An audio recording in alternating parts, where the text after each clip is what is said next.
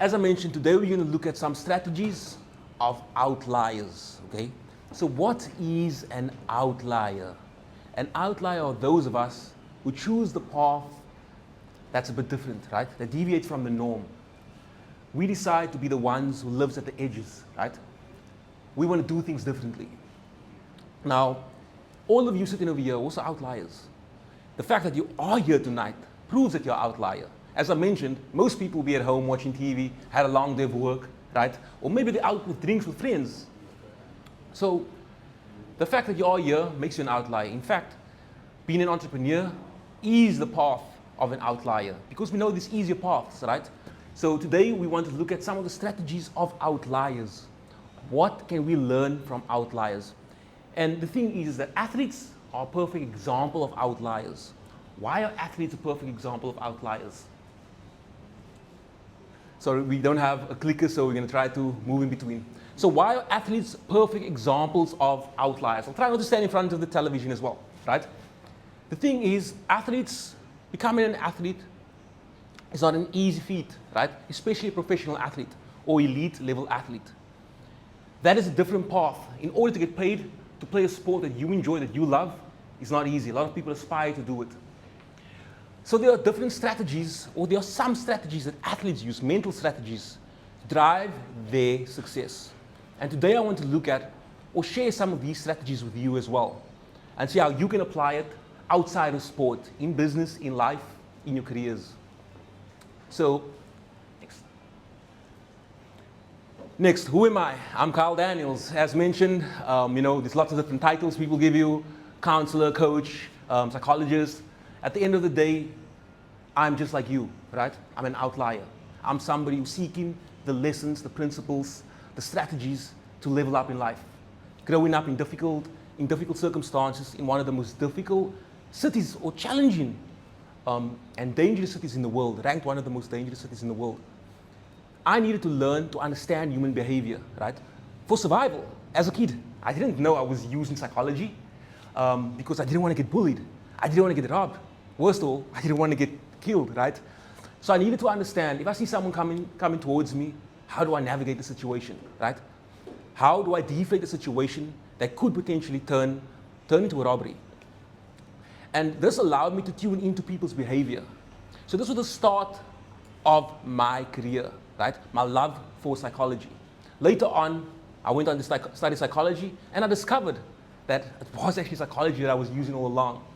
And ever since then, I've just been diving into the principles, the strategies that drive high performance, right? That allows us to perform at the highest level. So I will share 3 strategies, as I mentioned, of champion athletes. I'll also be sharing some of the things or some examples from our clients. I'll keep them anonymous, as well as from myself, okay? You can go next. So the very first strategy we will be looking at is developing your advantage. Okay, developing your advantage. As I mentioned earlier, going pro, going professional, right, is very difficult. It's not something easy. In fact, many young kids, especially boys, they aspire to one day be professional sports persons or sports people. But we know that this isn't the case. In fact, in Europe alone, all boys who join an academy, a football academy, at the age of 9, right? Only 1% of them end up turning professional. This is just an example of how difficult it is to truly become a professional, to get paid for playing your sport, to play at the highest level. Now, the thing is, for many of the professional athletes, right, turning pro is an amazing time because they get their first contract, they're excited, they actually realize the dream and ambition, something that they've been driving forward, looking forward to all their life. But then what happens? At this new level, the elite level, they face new challenges. And there are lots of different challenges these professional athletes face. One of it is that they often feel overshadowed by more experienced and talented players. Because if you think about this 18-year-old, this fresh kid, yes, he has an amazing ability, lots of potential, signs with the club. And now he plays with the bigger boys, the older boys, men who's been playing for the past 5 years, 10 years, right? They're more experienced. They have more experience under their belt. That alone can be frightening, can cause him to lose confidence, the young athlete. And I've seen this in many cases where talented athletes who perform really well end up getting signed, and all of a sudden they struggle to perform at the elite level. Often the case is that they're afraid of making mistakes, right? They don't want to make mistakes, and the fear of making mistakes then drives them not to give their all, right? Restricts them, they're a bit stressed, they're tensed. This then results in underperforming, which then creates a vicious cycle. Because now they underperform, and now they get frustrated. Why am I underperforming? Maybe now they don't get played.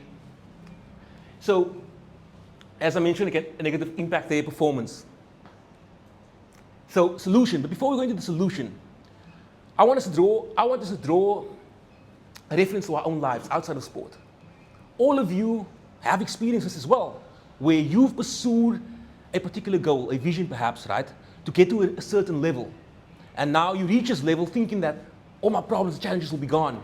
And once you reach there, you just handed a new set of challenges.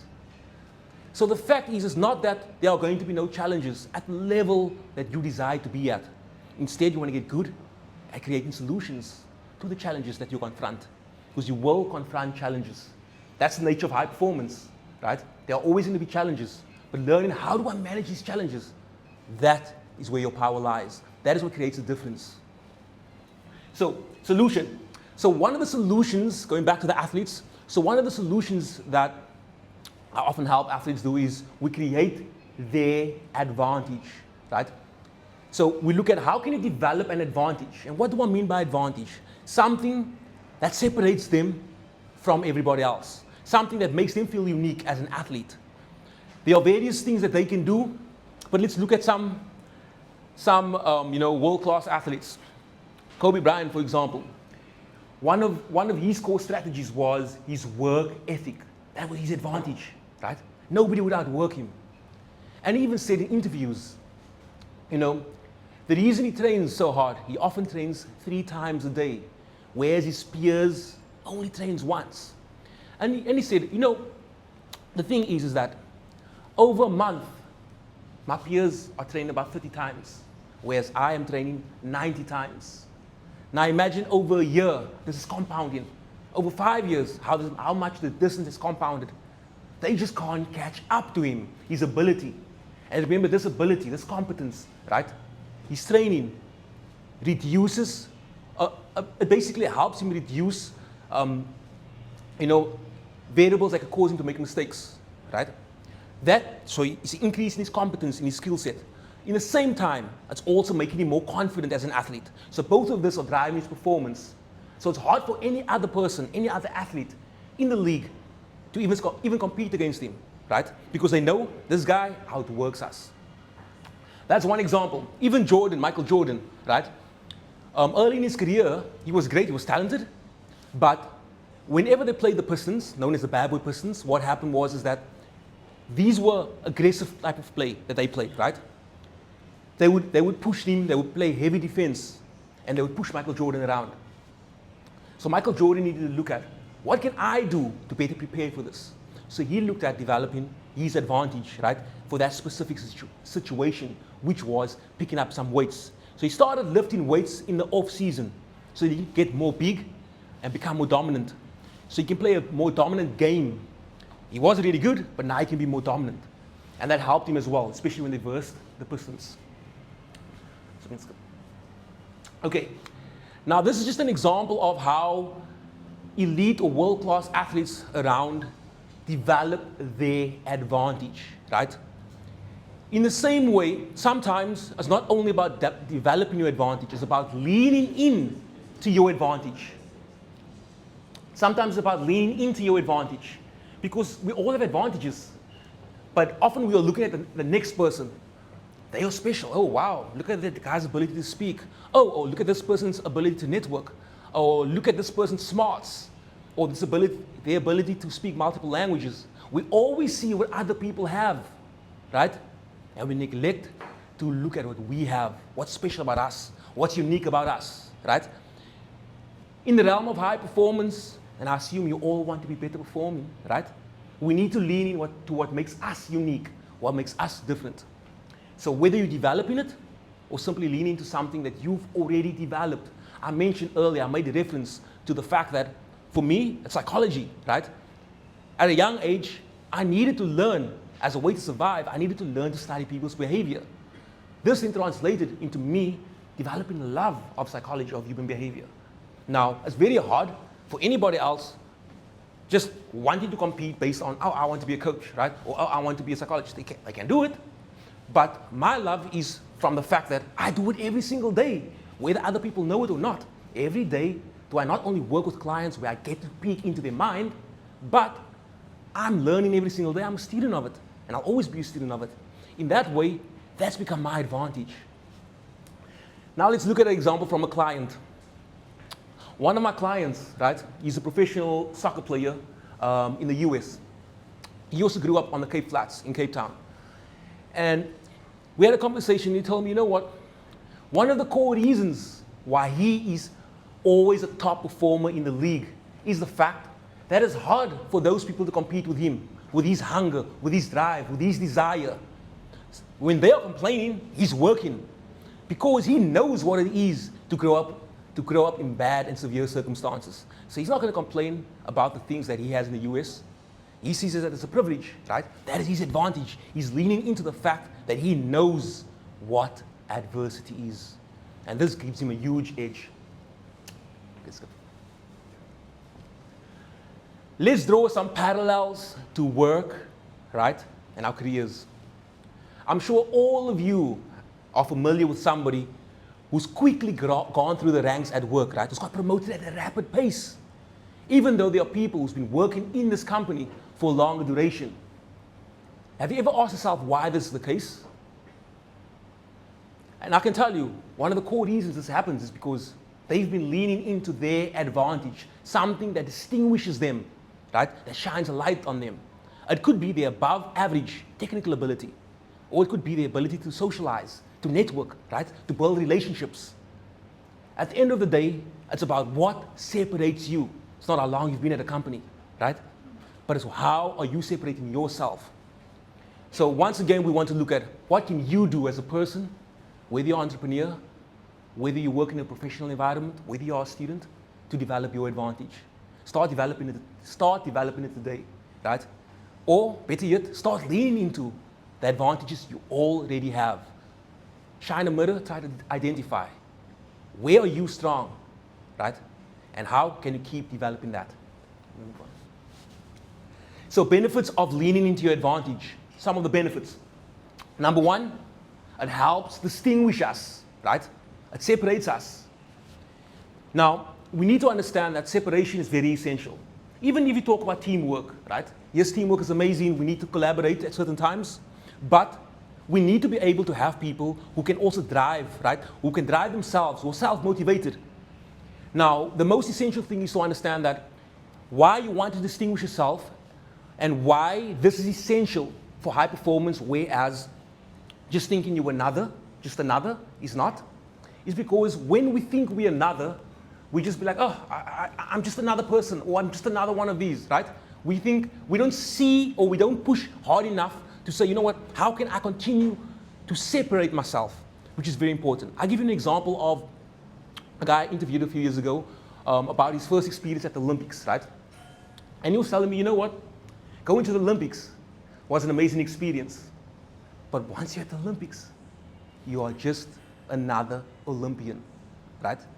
Now, I can tell you for certain, none of the Olympic gold medalists would ever say that about themselves, right? They're just another. They might say it to other people, but they'll never say it to themselves. Because this is what drives ultra performance, is that, you know what? I'm looking at why am I the exception? I don't want to be the rule. This is what drives an outlier, right? You want to be the exception. So we can move on. So another quote, this quote from Serena Williams, the great Serena Williams. Do things that feel like play, but feels like work to others, right? And I think this is a perfect guide for how you can develop your own advantage. What are the things that feel like play to you? I'm sure all of you have something that you really enjoy doing. Maybe you don't see how it aligns with your work, but it's okay, right? I promise you there are always ways that you can draw on that skill set and use it in conjunction with your work and somehow, right? Make sure that you are developing your advantage. We can move on. So, as we conclude this section, ask yourself how you can develop your unique advantage. Or ask yourself what your unique advantage is, right? And try to lean in it. How can you lean in it more?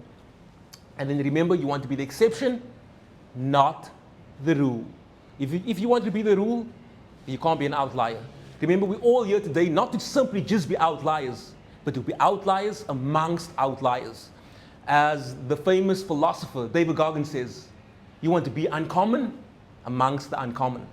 All right? Thank you.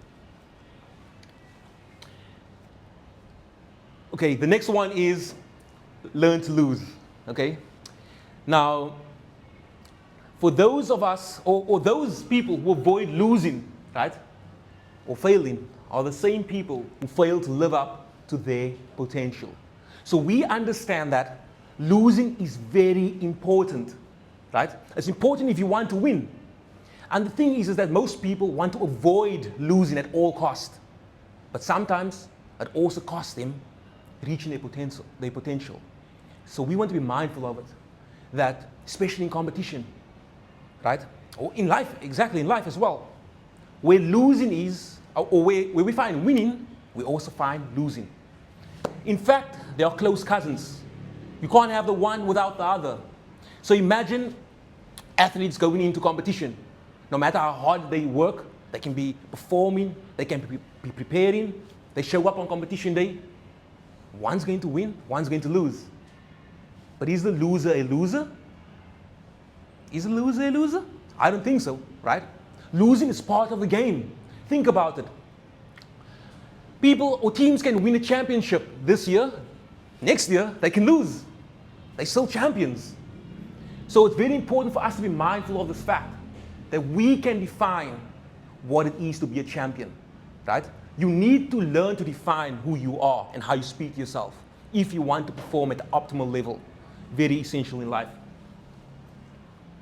So if we're looking at sport, as I mentioned, winning and losing are close cousins. But not all athletes, in fact, a lot of athletes don't like losing, right? And a lot of them come to me because they don't like losing. Because sometimes it affects them.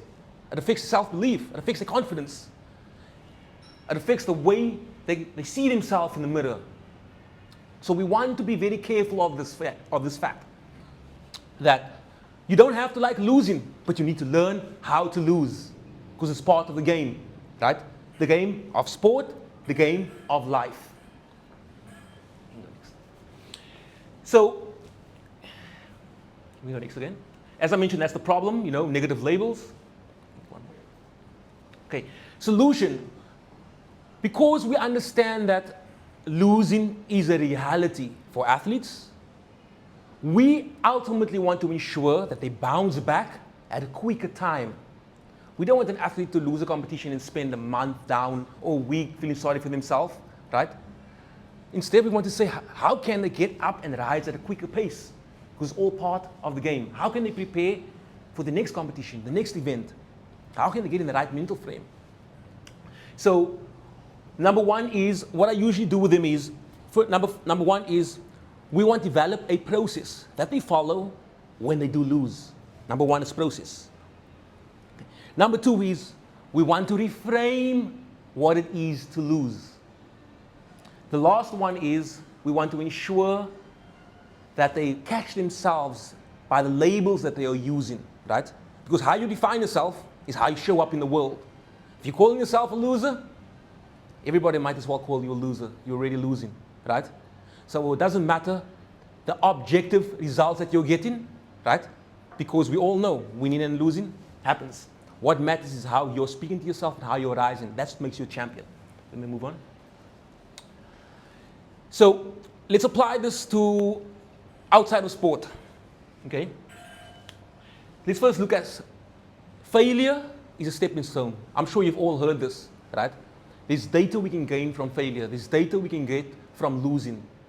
What are the lessons? How can I extract the lessons?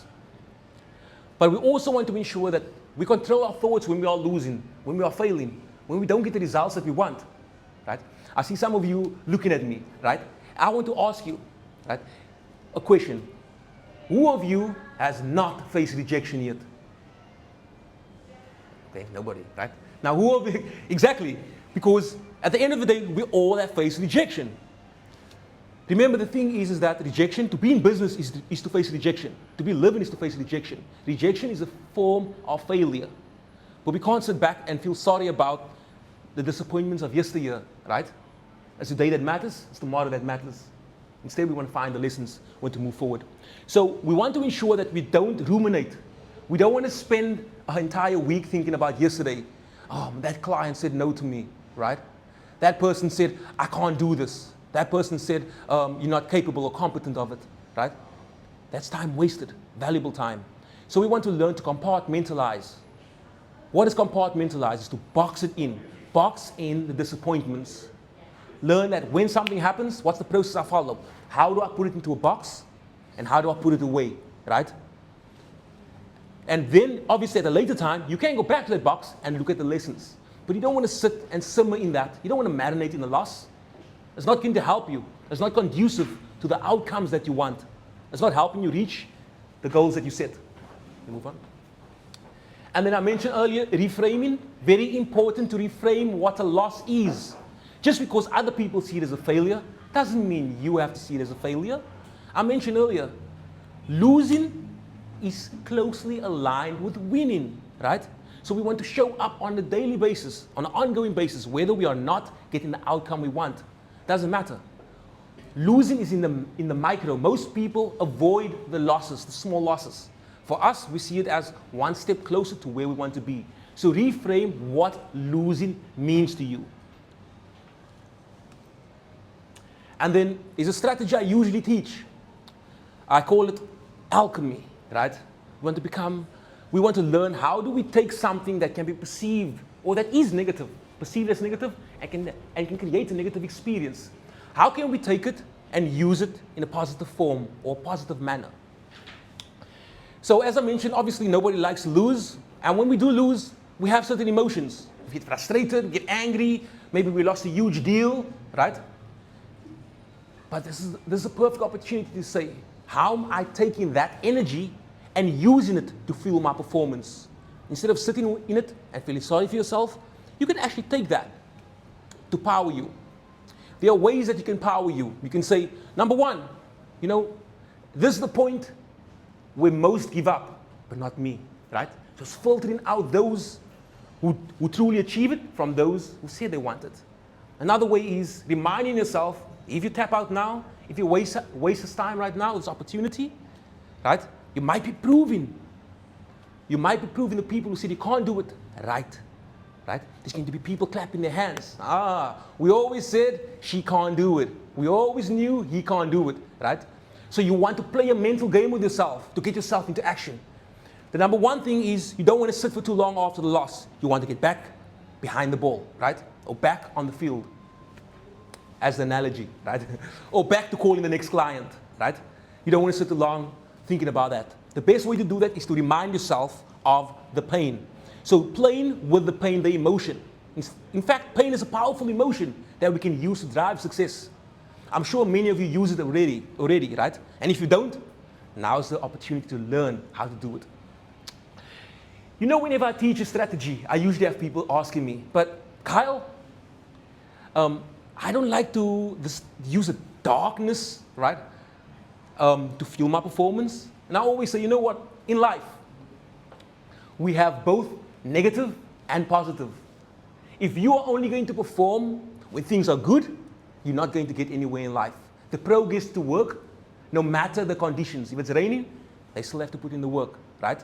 So you need to learn how to run on all forms of energy. The experiences, right, the emotions, those are raw energy that you can use. You can change it to become your fuel that drives you. I usually use a story or analogy, right? I usually use this analogy. Imagine there are two cars, right? You have an option of two cars. Car 1 drives only on positive fuel. Car 2 drives on both positive and negative fuel. Now you have this option between the two cars. 1, only positive, right? 2, both positive and negative. But the challenge is you don't know what gas stations along your journey stocks positive or what gas stations stock negative. Knowing this, what car will you go for? Car 1, only positive, or car 2, both positive and negative? Number 2, right? Why? It's more reliable, right? We want to be able to perform under all conditions. Whatever life is giving to us, we want to say, how do I use this to drive me to where I need to be in life? Okay? So this is why I say, learn to use all forms of conditions to serve you to move to where you need to be. Okay. I'll give you an example of one of my biggest losses, right? Let me grab a sip of water. So, seeing that we're speaking about losses, we understand that losses are part of life. I faced several, I still do. But one of my early losses was when I learned about, the power that not letting the loss stop you from what you want in life was, I think I was about 21 or 22. I just graduated and I was unemployed. I sent several CVs out, applied for jobs. I just wasn't getting any feedback. And then one day, I received a call. And they said, there is a scholarship that I'd applied for that I've been pre-selected for. And I was like, oh, wow. But what was really cool about the scholarship is that it was a paid gig. So they were paying for my university for 2 years, and they were going to place me in a company, right? So it's part study, part work. I was like, amazing. And then, but I was pre-selected out of 3,000 individuals, only 30 people were selected, pre-selected. We just needed to meet all the executives of the organizations that we will be partnering with. So we had a meet and greet day. Excited, went that day. Each of us were required to introduce ourselves, speak about ourselves for 2 minutes. When it was my turn, I took the microphone in the auditorium, I stood. No words would come out. I froze, right? I was like, I started, nothing could come out. And it was in that moment I realized I had a huge fear of public speaking. Later after the event, the lady called me and she was like, me and another 2 individuals. And she told us, out of everybody, there was only the 3 of us who didn't make it. And the reason we didn't make it was because we couldn't even present ourselves. I was so broken because already I was at a low in my life. You think of once you complete your university, get a degree, life will change for you. It didn't happen, right? And now you're like, oh, this amazing opportunity. And then it just gets taken out of my hands. But, at that moment, I faced something. Once I realized I had a fear of public speaking, I faced something. I faced a moment. And this moment happened later in that same day. I went to my sister. And I went to her. I told her about the whole situation. And she was empathetic. We're really close. She told me, Kyle, you know what? It's okay. There will be more opportunities. But I was really down. Then I was sitting watching movies. And she was busy inside. And maybe 20 minutes, 30 minutes went by. And she came back inside. And she was like, Kyle, do you mind sweeping the porch, even from South Africa, the stoep, right? Because it's my husband's birthday and they have guests coming over. And I was like, okay. I said, okay. But in my mind, I was like, you knew I just faced the most difficult day of my life. How can you make this request? And I got up, I went to sweep the porch, and while I was sweeping, I had some time to reflect. And I was like, how could my sister, somebody I know, loves me and cares for me and wants the best for me, request this, make this request, after she know I faced one of my most difficult days? And then it dawned on me, you know what? It doesn't matter how much someone loves you. At the end of the day, the power lies with you. It doesn't matter the results you're getting. At the end of the day, we have to pick ourselves up. We have to move forward. And it was in that moment I decided, you know what? I'm not going to hide away no more, right? I'm going to face the fears that I have head on. And I think that was one of the huge changes in my life. And that is when I learned the power of learning to lose. Because it was in that moment I learned to lose. I learned the power of losing. You can lose, but yet still win, right? That was a loss in the micro, but I won in the macro. We can move on. Okay, what I learned from that, right? Feedback is very essential. Whenever we are aiming for something and things don't go our way, we need to get feedback. We need to identify what are the lessons, where did I go wrong? We need to create time for our emotions, as I mentioned, especially when we're creating a process. So if you're losing, obviously it depends on what you're losing. I know sometimes I've worked with people in real estate, right? Some of them might take one day after a huge deal that didn't go through that they feel sad, which is okay. Some people might take an entire week, right? But those of us who can speed up the time, keep it to the shortest, that's the best. So identify when creating your process, how long will I allow myself to simmer in my emotion? We need to feel our emotion. How long will I feel sorry about it? Do I give myself 1 hour? Do I give myself 2 hours? Do I give myself the rest of the day off? In the same way, who's the people I call up? You need to ensure you have the right people in your corner. Who's the people you're going to call up when you're feeling emotional, right? Is it your mother? Is it your best friend? Is it your mentor? And say, you know what? This is really bad. I feel really upset. It's okay, we need to vent. We're human beings, right? But make sure you block off that time. How much time are you allowing for yourself? Thereafter, identify the lessons, pack it away, put it in a box, and we move on. Get back to the field, okay? And as I mentioned, another powerful thing is to create secondary outcomes. A lot of us think that it's only the primary outcome. The primary outcome was, for example, with me, was getting the scholarship, right? That was the primary outcome. But I didn't realize the secondary outcome, which is so much more powerful. I learned that I had a fear of public speaking. I learned that I had a low self-esteem, right? I learned that so much about myself in that moment that served me over the long haul. In the same way, sometimes when we lose, don't only look at the primary outcome. Oh, I didn't get that deal. Okay, that's the primary outcome. But what's the secondary outcomes? There are certain things or certain ways that you are winning, but you're so focused on the outcome that you wanted, you desired. So get used to looking for the secondary. What are the secondary outcomes? What else is there to this? How am I in the green because of this, right? Move on. So as I mentioned, as we close off this section, which is learn to lose. Remember the process, create a process for yourself, right? What do I do? With athletes, they review the tape, right? They speak to the coaches. We want to ensure that we have time for our emotions. Who are the people I call up, right? How much time do I allow for our emotions? Be careful of the labels, right? Oh, I'm a loser now because or I'm a failure because of this. No, you're not a failure. Even if you failed, right? You're still a winner. You're in the game. As long as you're in the game, you're a winner, right? And then the last is fuel, alchemy. Remember, you can use the negative emotions to drive you forward. And that will wrap up learning to lose. The last strategy is playing the long game. Playing the long game. Be aggressively patient, right? Aggressively patient. You know, patience is a virtue. It's one of the 4 cardinal virtues. But human beings, we're not really patient, especially as outliers, right? But we understand that to get anything in life, we need to think in the longer term, right? Especially if we're pursuing an impossible goal.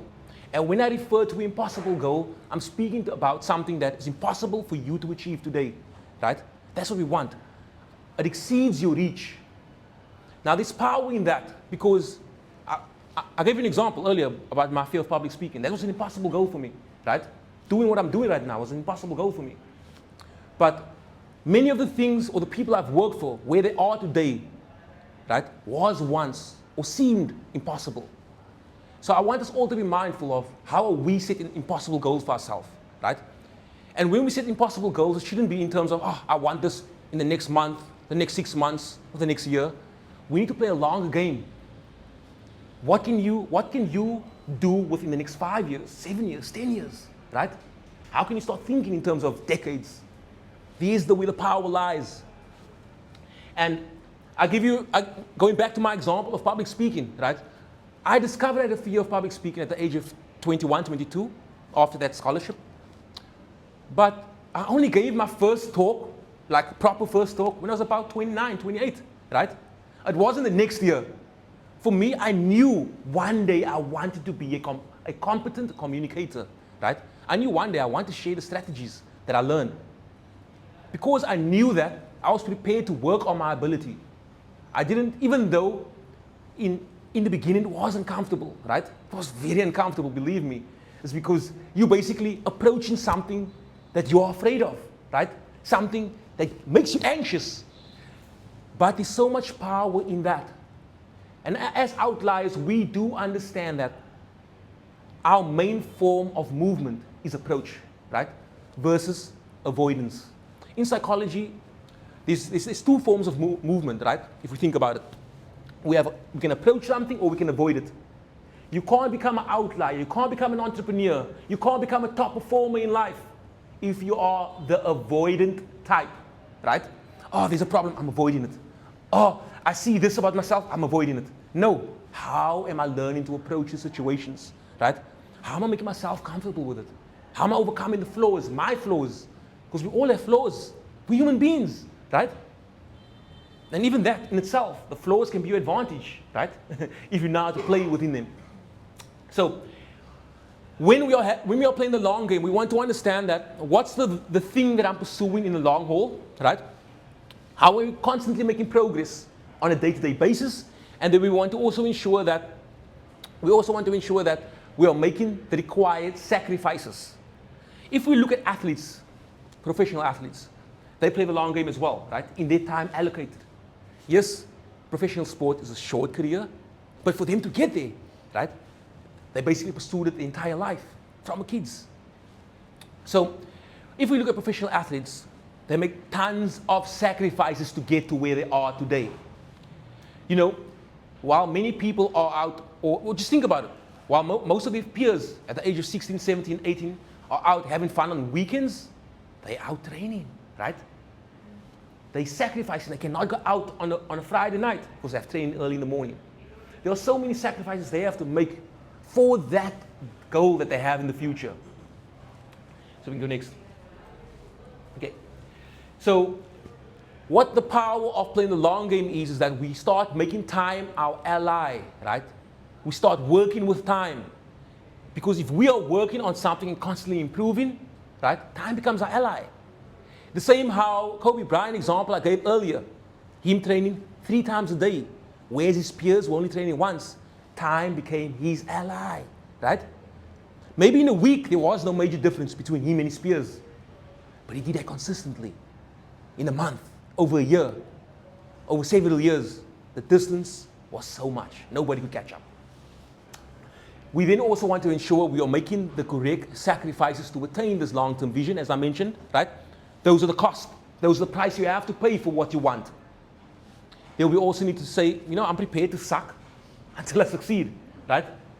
Sometimes it's uncomfortable, right? But like we said, we are willing to approach those things that we find uncomfortable. That's the way we grow. It's only uncomfortable until it's no longer uncomfortable. Who's in sales here? Anyone in sales? Okay, we have 2 people, okay? Now, when you started out in sales and you got your first rejection, how was it? It's uncomfortable, right? Nobody likes it. Even your first couple of rejections, nobody likes it. But you have to learn how to handle rejection and approach your next client or prospect with a smile, right? Eventually you need to do that. Otherwise, you're not going to win at sales. So you need to be able to say, you know what, I will suck until I no longer suck. And that's the case with everything in life, right? Back to the reference of public speaking, I suck until I no longer suck, right? And even counseling or coaching. I remember the first time I did a coaching session, or counseling session at least, right? After my undergrad. I was so nervous. That 15 minutes. Wow, it was the longest 15 minutes ever. I didn't know how to handle myself. But today, I get into flow when I'm with a client, right? Because I no longer suck. But we need to be prepared to suck until we no longer suck. Okay, we can continue. Next one. Okay, I'll give you an example from a client.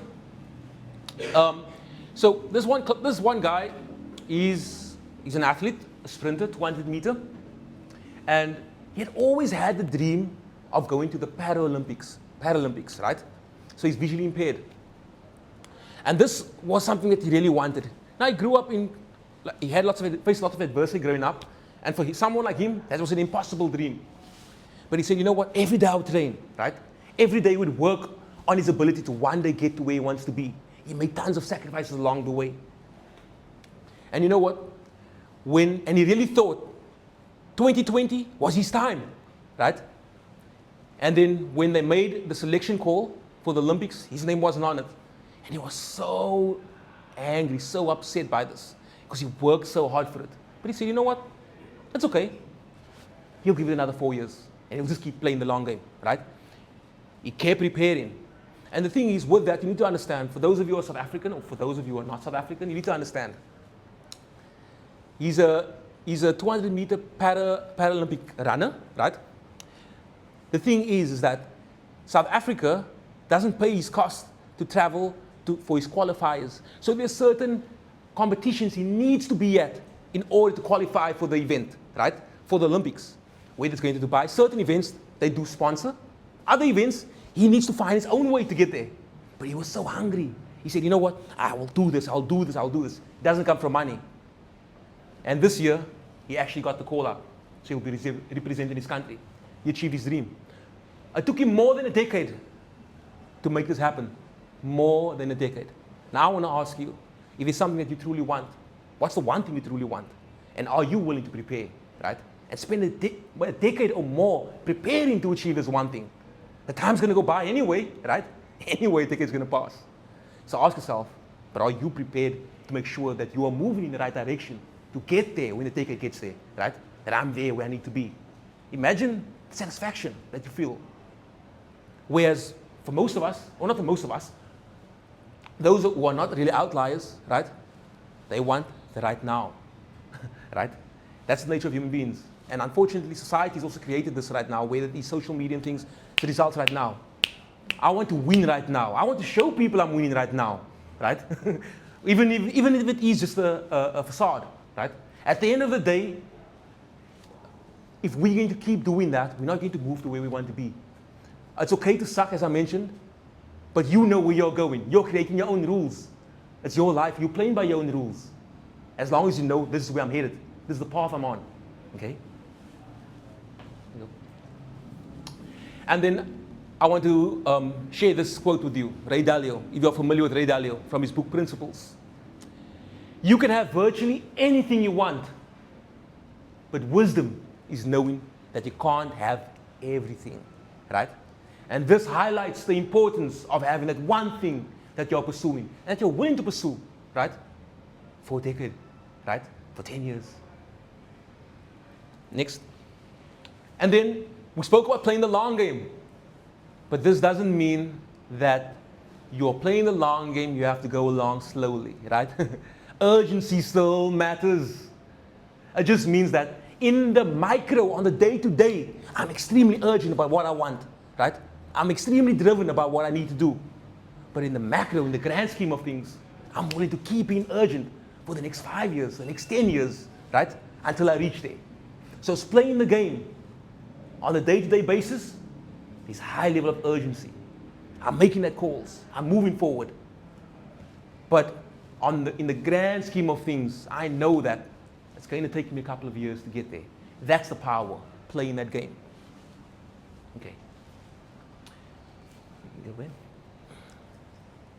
Okay, and then I want to conclude with the story of two farmers.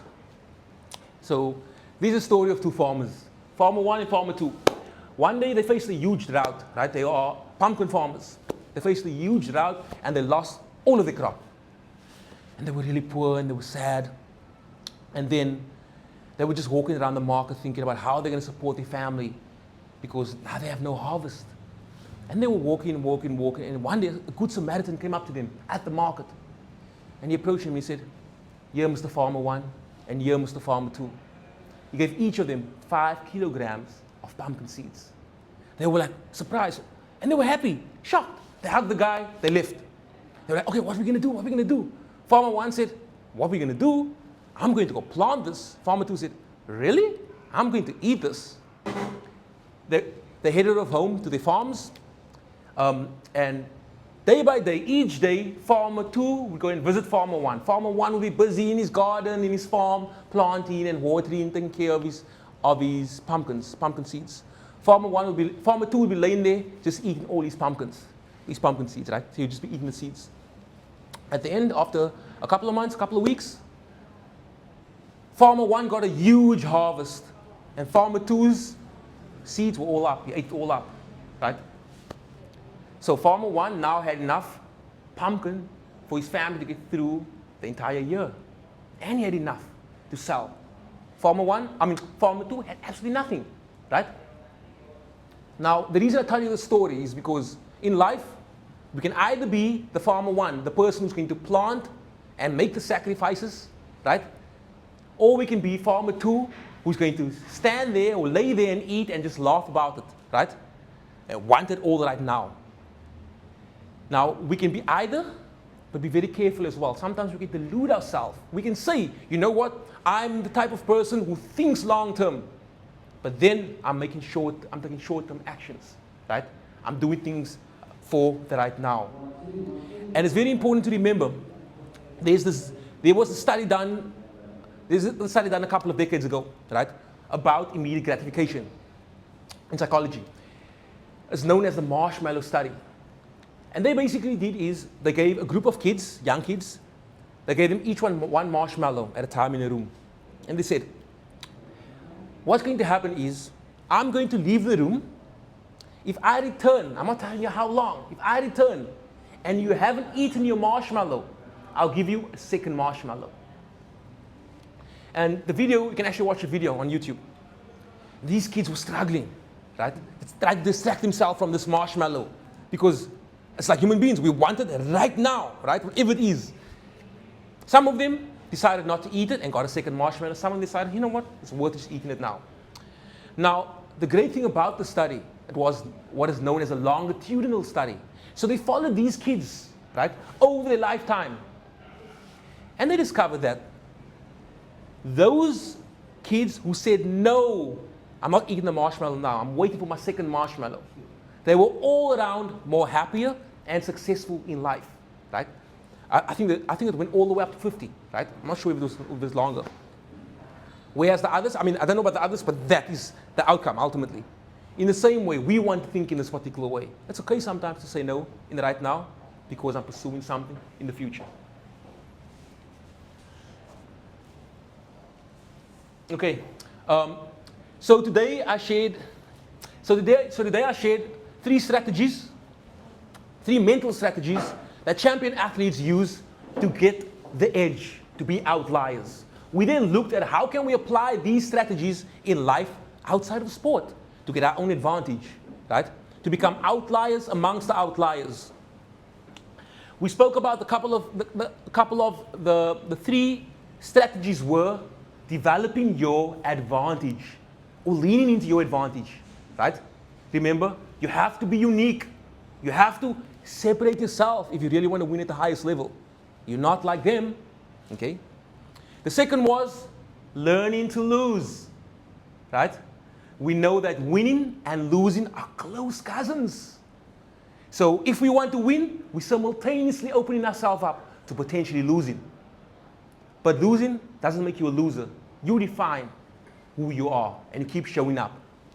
And the last one was playing the long game, using time as your ally, right? Being patiently aggressive. In the macro, right, on the day-to-day, being urgent about what you need to do to get to your long-term vision. But in the macro, in the longer term, understanding that it might take a couple of years and you are okay with that. That's the three strategies for today. What I will do now is I will open up for some questions. Any questions, ladies and gentlemen? I hope you're still awake.